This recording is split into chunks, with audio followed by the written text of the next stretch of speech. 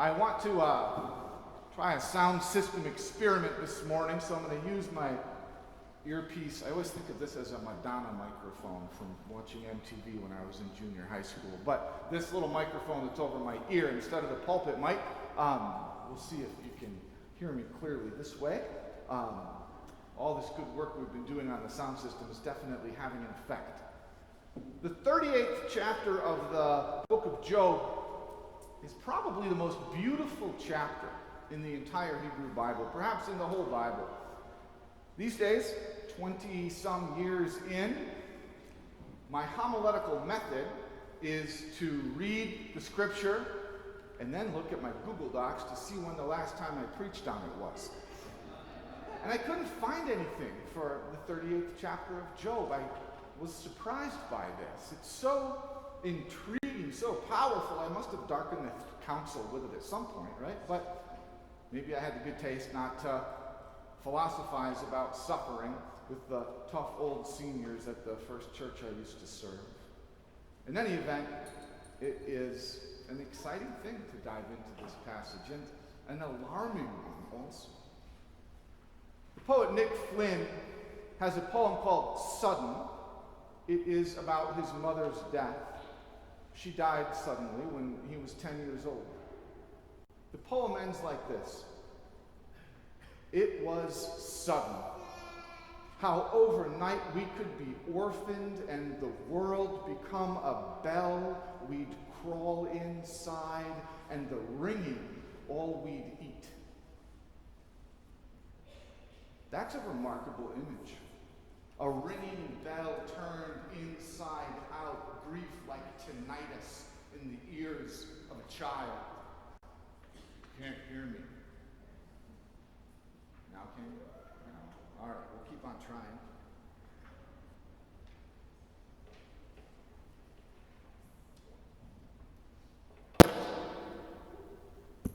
Did you hear that? All right. So much for my experiment. Well, it worked, right? We know what doesn't work now. That's how science proceeds, I think. Geez, I felt kind of bad for bringing such heavy weight into the sermon. Now I'm going to have to read it twice. But here we go. So, Nick Flynn, I'll just start over. Nick Flynn, the poet. His mother died when he was a child.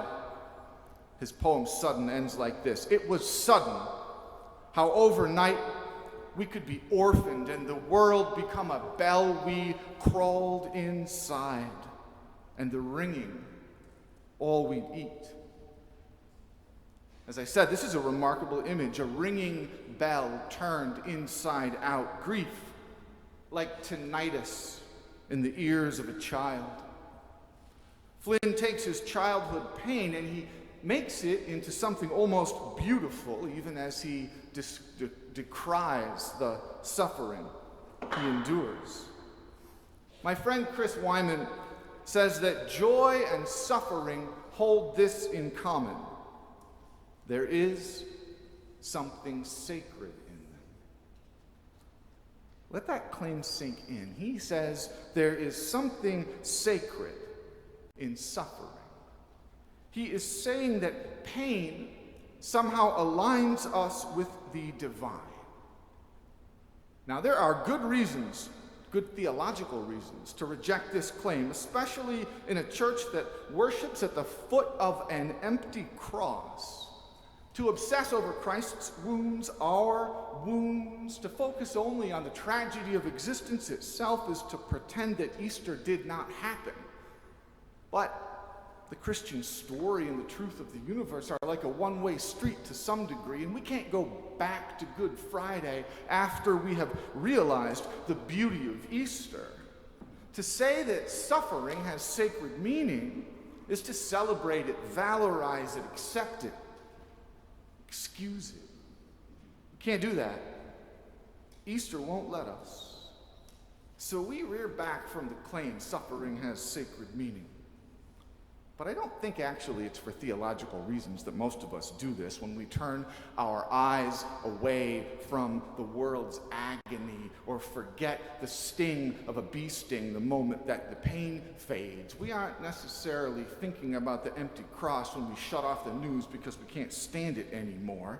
It's not just that we recoil from the notion that suffering has sacred meaning.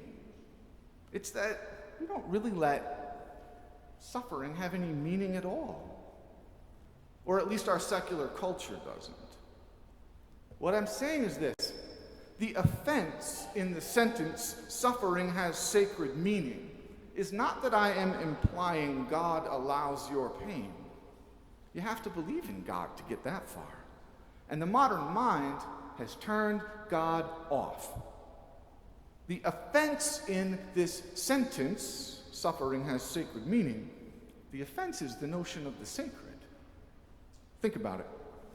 If God is no longer in the public square, and she is not, we've banned her, the anchor that holds down an abstraction like the common good, or even goodness itself, is gone, and those notions just float away.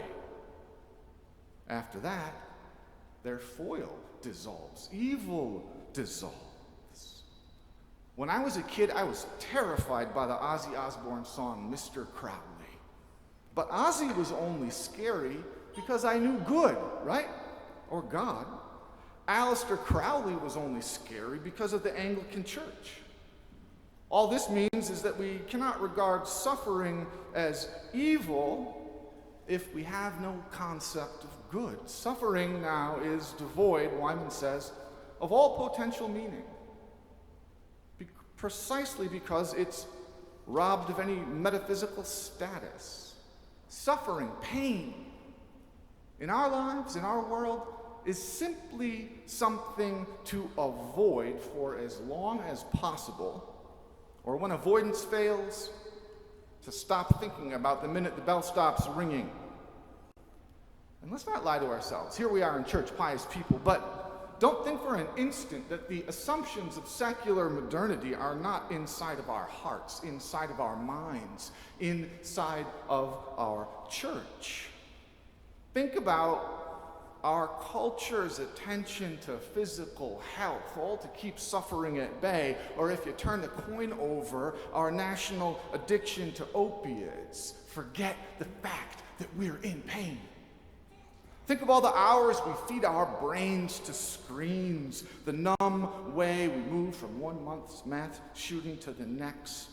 Think of the way that we separate the very old from society in buildings that we call neighborhoods, but probably look more like leper colonies than anything else. We can't see the aged because they remind us of the fact that we suffer and die. And by we, I mean you and me.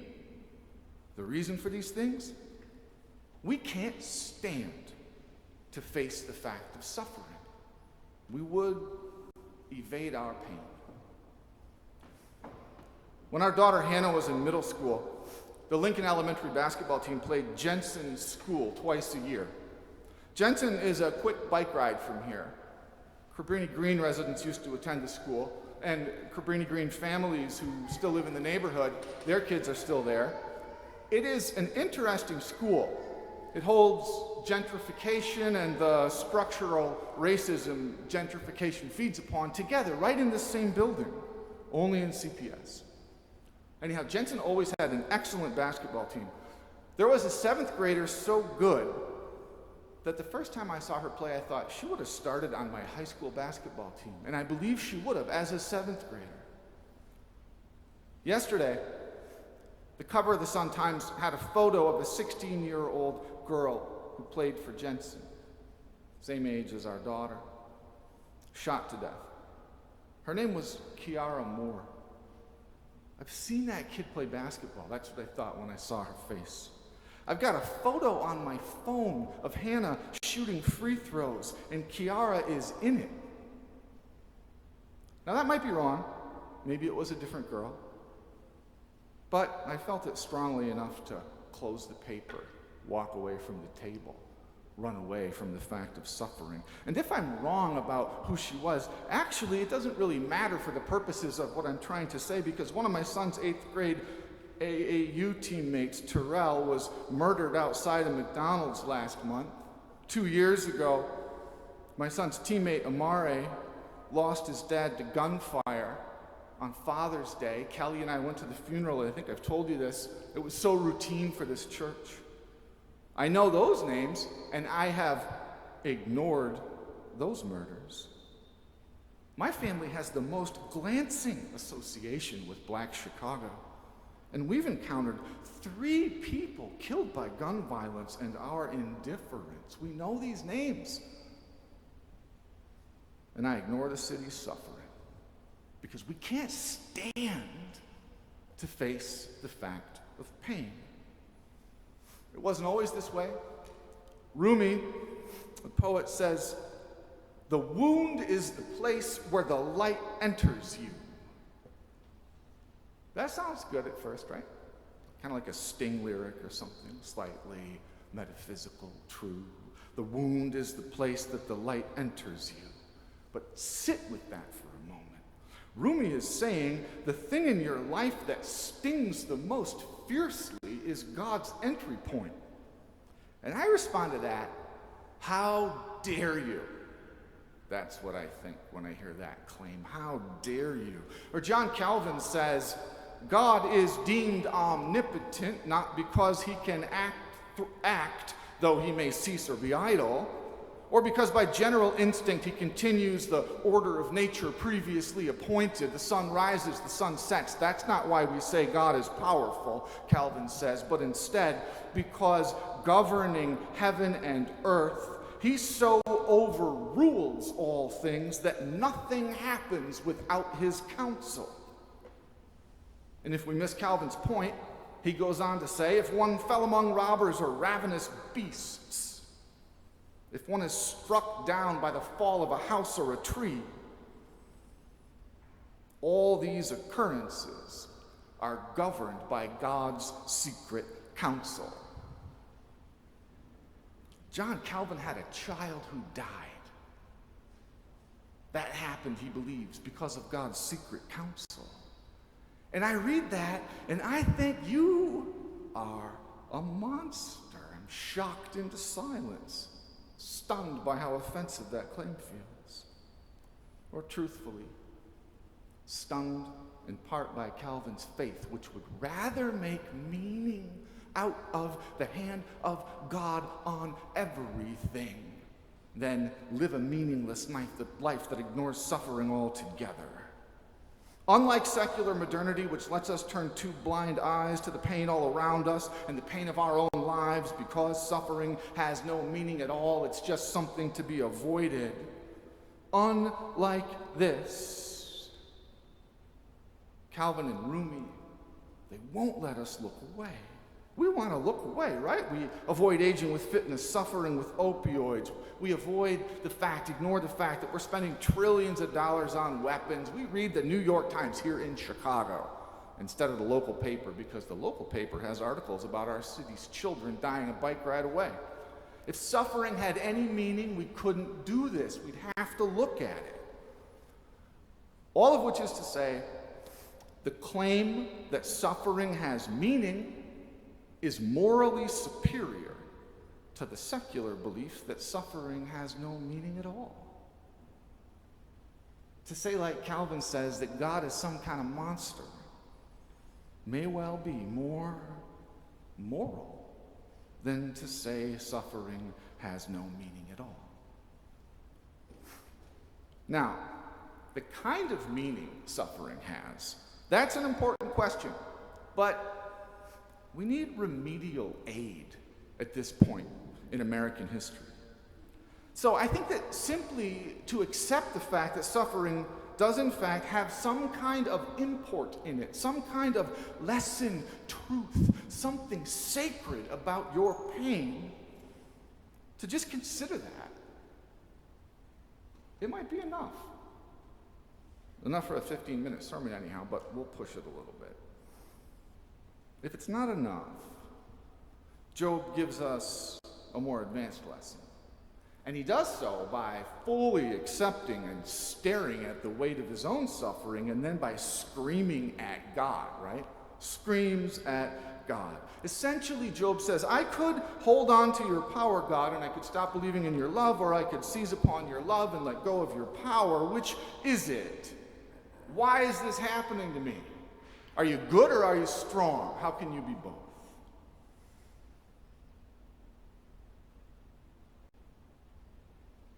Yesterday, on his Instagram account, our maintenance director, Fernando Diaz, posted a picture off of his porch. And the picture had a tree with some leaves falling off of it, a power line, his camera was kind of pointed up, and then just this gorgeous autumn sky. And he wrote a beautiful, quiet fall evening. Even in this little picture on my phone between the ads, it was a remarkable thing to behold. What's the last beautiful thing you saw?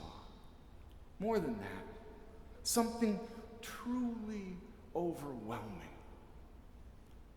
Two of our kids, Kelly and mine, went and saw my mom and my stepdad in Arizona, and they went to the Grand Canyon last year. And they got back, and I asked them, what was it like? And they both said, I can't tell you. I can't describe it. Job says, why am I in pain? And God responds with the Grand Canyon, with Lake Michigan, with Sleeping Bear Dunes. God responds to Job's question with beautiful wonder. If God is all good and all powerful, why do we suffer? Where were you? And the Milky Way. Job in his question and God in her answer, they collapse the polarities that make the question, why is there suffering possible in the first place? God sidesteps and evades and explodes and reduces that question. Where were you? Snowfall looks like stars in the sky. Everything is made less sharp, less pointed when held next to God's shining magnificence. Everything is. Freudian thought, which holds so much power, Freudian thought would hold that the most determinative thing in your life is your relationship with your mother. But God is your only actual parent, and God is her mother too. God's magnitude relativizes everything, and because of this, the more I love him, the more I'm free to love my mother. Ultimately, your mom and your dad, they're just your elder siblings. We're all God's children. So if God can relativize the relationship you have with your mother, she can transform anything and everything. God's majesty and beauty make the notion of being enemies with each other absurd. War. Where were you when I made the Milky Way? Whatever pain you bring, whatever little God is ruining your life, whether it's the violence and indifference of Chicago or a hip that needs to be replaced, these things are put in their place by the glory and the majesty of God. How can you not believe then that if God is able to make the stars dance in the sky, she couldn't throw off the robe of royalty to be born in a manger? You think God couldn't do this? Where were you? Canst thou send lightnings, that they may go and say unto the sea, here we are. And if you believe in the one who was born into a manger, who suffered and knows our suffering, then you know that the grave is tiny compared to his wondrous love. And if death tries to say otherwise, death, where were you when the stars in the sky sang for joy? Who hath put wisdom in your inward parts, death? Everything shrinks in the face of God. Tell me about the Grand Canyon. I can't. Tell me, if you're all good and all powerful, why is there pain in my life? Grand Canyon, sunset, Lake Michigan.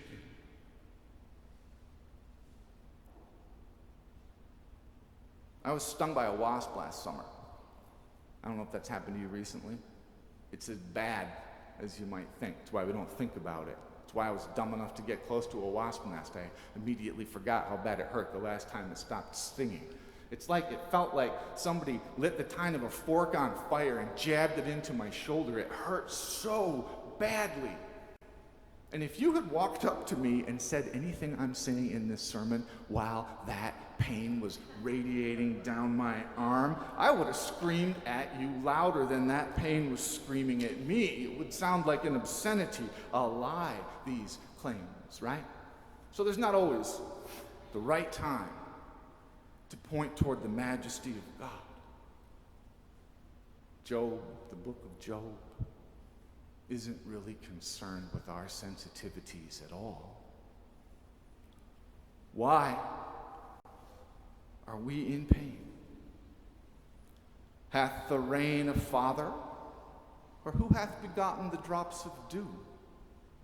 Out of whose womb came the ice, and the hoary frost of heaven? Who hath gendered it? Canst thou bind the sweet influences of Pleiades, or loosen the bands of Orion? Knowest thou the ordinances of heaven? Canst thou lift up thy voice to the clouds, that abundance of waters may cover thee? These are real questions, and the only medium for an answer is your life, and our life together. Amen.